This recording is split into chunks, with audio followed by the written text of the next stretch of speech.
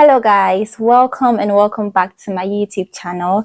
So I'm recording this video on Monday the 5th of September 2022, and the 7th marks exactly 1 year since I moved to the UK. So I plan to share a series of videos where I share my experiences so far, how I have found living in the UK as an immigrant, as an international student, things that I found surprising, things that I like, stuff like that. So yes guys, that is what I intend to share in the next couple of weeks. It's also my birthday month guys, so exciting things are hopefully going to happen on the channel. So guys, if you're new here, my name is Senna, and on this channel I share content relating to my life living abroad as an international student and everything else in between.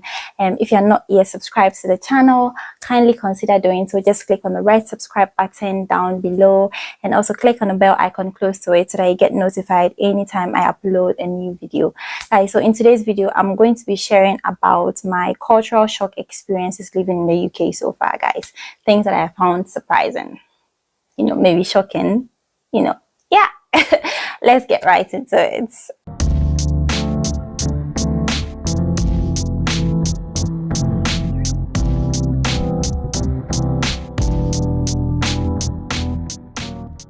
Okay guys, so in the spirit of being intentional about the things that we do, I had to think through this topic to see things that would come to mind. And so I wrote a few things down. So I have my notes right here in front of me, so when you see me looking down, then that is what I'm referring to, guys. So yes, the first thing that I have here is the changes in the weather pattern, like the sunset sunrise pattern.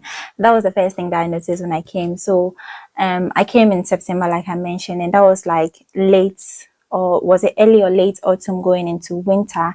And during that time I think I came to meet the spring summer season where the sun doesn't set early. So around 7-8 p.m. It's still bright outside, like it's not yet dark, compared to back home in Ghana when like by 5:36 like it's already night, like the usual. Like it was really different. It was like really surprising. So I would be sitting here in the hall and like it's it's like 6-7 and still like the sun hasn't set, it's not yet dark, and I'm like, what's going on? So yes guys, that's how the weather here it works. So from around late autumn going into winter, it changes. So the sun sets really early, so around 4 p.m. it's already dark. It's already dark, and then it doesn't rise early. And then towards spring summer, it's reverses, the opposite is the case. So the sun doesn't set early. By like 8 p.m 9 p.m it's still very bright outside, and you need to be really careful about that because it can be very deceptive, right? If you have things to do, you need to get them done, not look at the weather, because it can deceive you into thinking that you have more time when you really do not. It can also mess up with your circadian rhythm, your sleep pattern. I used to wake up really early when I was in Ghana. Even when I came here, the initial days, like I was still wake up earlier than everyone else in the house, but I've noticed that has changed.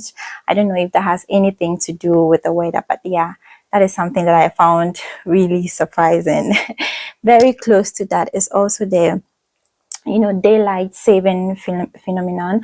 So sometimes in Ghana we are ahead of the UK 1 year, or no, is it the UK is ahead of us for 1 hour, sorry, or we are on the same time range time zone with them.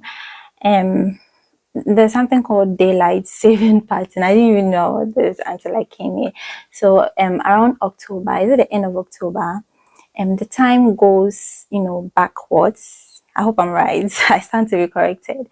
And then during March, thereabout around spring, like it goes 1 hour ahead. So I don't know how that works. I don't know if it is like a man-made phenomenon or like it's a natural something, but the time just changes. One moment we are in the same time zone with Ghana. I'm just using Ghana as a reference. I don't know what other countries share a similar time zone with the UK, but one period we are in the same time zone, and then the next they are 1 hour ahead of us. So yes, it's called a daylight saving something. I don't know if it's man-made or if it's a natural phenomenon. But if you know about this, guys, if there's an explanation for this, let me know down in the comment section below. So yeah, that's the second cultural shock, surprising thing that I found about the UK. And then the next thing that I have is drinking like directly from the tap. You can't do that in Ghana. Almost African countries, I believe, like what, like typhoid, it's not very clean, it's not hygienic to drink tap water back home. But here you can fetch water directly from the tap to drink. And here in the house we have like a filter, a water filter that we use to we fetch the water into that, and then it filters it. But even when I go to work, sometimes we don't have that at work. Like I just fetch the water directly from the tap. I'm very is compliance the word? Like I'm not very fussy. Like I just go with the flow of things. So once I got here and that's what they do, like I just got into it. It's like you can get water to buy from shops and supermarkets and stuff like that, but why buy water when it is safe to drink from the tap? People here drink from the tap. So yeah, that's just what I do. I also drink from the tap. And it's even when you go to restaurants, to dine in there, instead of buying their water there, you can just request for tap water and they would bring that to you for free. So yes, guys, drinking directly from the tap, try that in Ghana. Like just try it. So yes, that's the third thing that I have here. And then the next thing that I have is addressing people by their first names. Like let me explain what I mean by this. So like in Ghana, like we accord a lot of respect to people in more elderly position than us, like maybe your elder sisters, or like if you are in school, like your lecturers, like doctors, so and so, madam, so and so. Like when I used to work as a human resource assistant, I used to call my HR manager madam, madam so and so. Like I used to, like, you just need to add title to people's names. In school you be like, oh, doctor this, because Charlie, people have gone to school, they've studied and they've acquired their degrees, and you better accord them the respect, like that kind of respect thing. Like here is different. Like people prefer that you call them by your first name. If you start addressing people by like sister this or doctor this, like they'll even be looking at you in a very weird way. So yes, like generally I've noticed that British people are really humble. Like they're very humble, like, and polite, and like they treat people with respect, like equally. And also even lecturers in school, like we just call them by their first name, David, I don't know, Susan.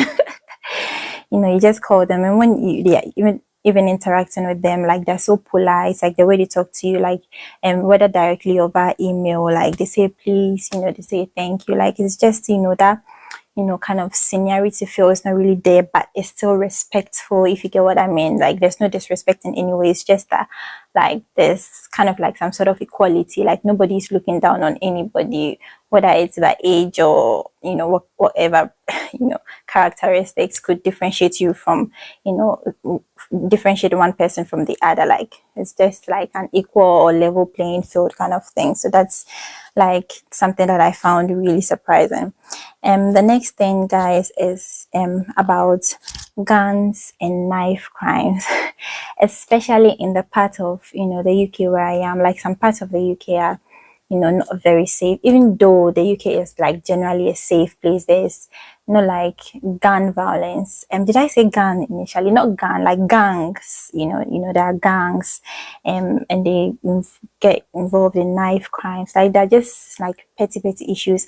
Like I have noticed myself, like with my own eyes. One day I was in a bus coming back home, and there were this group of people, beating this guy very badly on the streets, like in front of a restaurant, and like no one was doing anything about it. Like it was just a group of guys beating this one guy, like so mercilessly, so brutally. Like it was so bizarre. I was so surprised to see such a situation on the streets of London. Like that was crazy to me. So yes, I'm listening to the news, reading news articles, and even on my during my placement, I got to know that, like, gangs, and knife crimes are a real issue here in the UK, like contextual safeguarding issues, when it comes to social work.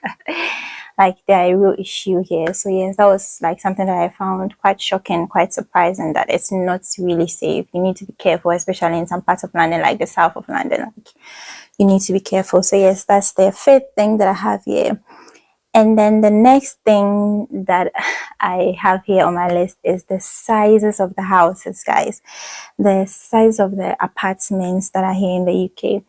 I'm not yet renting on my own. Like, I'm not yet on my own. I live with my family. But, just observing the kind of properties that I see around me, like they're so tiny. When you see the doorposts to properties, like the entrance to properties, like apartments especially, like they're so tiny. Like, I'm like, how does somebody fit into this place? Like, and I wonder what it looks like inside. And from what I hear, like most of the apartments in the UK are like that. They're really tiny and small, but they are expensive.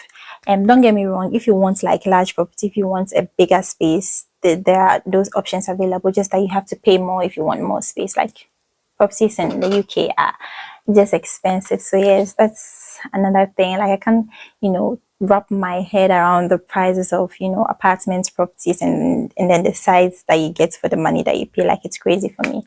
But I guess there are reasons for that. Maybe it's due to the weather conditions, because of how cold it can get here. Maybe the houses are small so that you don't have to use so much energy, or so that the place becomes warm faster without burning so much energy or something. I don't know what the reason is, but that's just what it is. And that's quite unsettling, considering that one day I hope to be on my own, and that means that if I want a bigger space, I need to pay more to get it. But we'll cross that bridge when we get there, guys. And the next thing that I have here is driving on the opposite side of the road, or side of the car even. So back in Ghana, we drive on the left. Well, I don't drive yet, guys. I don't drive, but just looking into the future, I can imagine how that would feel like. So I don't drive, but I have been a passenger, right? And usually the passengers are on the right. Isn't it? Yeah, passengers are on the right in Ghana, but here it's the reverse. So it makes me even grateful that I didn't learn how to drive in Ghana before coming, so that it doesn't mess with my but yes, I can imagine that people who drove back home before moving here would find that a bit unsettling in the first instance. But I'm sure as you continue to do it, you get used to it anyway. But yeah, just things are on the opposite side of the road, like compared to back home. So yes, that's another thing that I found quite surprising. The next thing that I have here is the customer service culture here. Like, you can literally buy items, and when you don't like them, or when you change your mind about them, you can return it for your money, or you can exchange them. But mainly, like, you can return it for money. Even when they are doing adverts, they're advertising, whatever, they state categorically that if you're not satisfied with your products, return it like in 28 days. Like, they give you a time period where you can return it, and your money, like, would be paid back to you. Like, try that in Mokola. Try that somewhere in Ghana. Like, you can't do that. But like, that was surprising, but that's a good thing. Like, that's a good kind of surprise.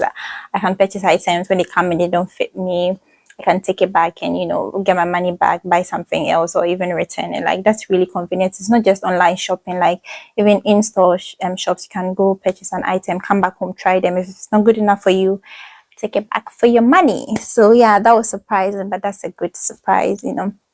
Another thing is paying for shopping bags, the nylons that you get when you go shop in town. Like, in Ghana, we call them rubber bags.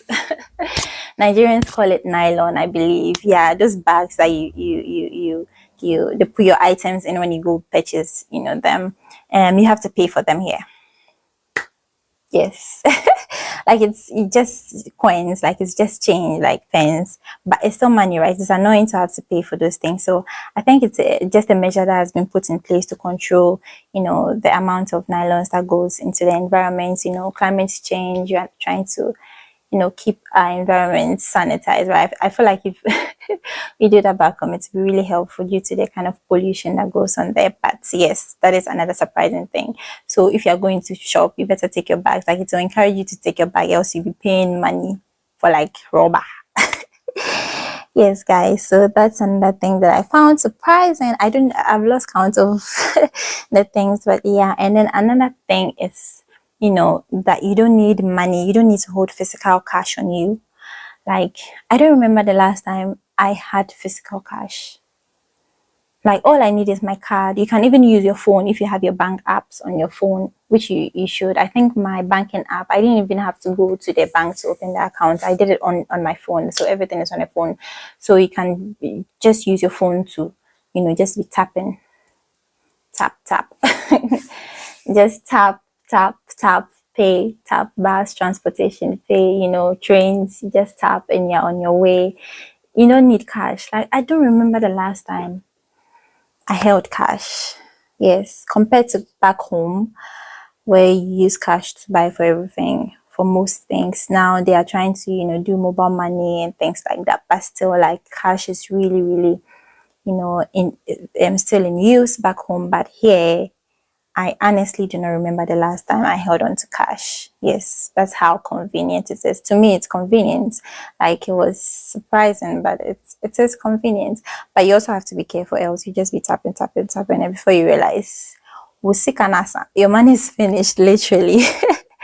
So the last thing I have here is, like, just how people dress, especially during the summer.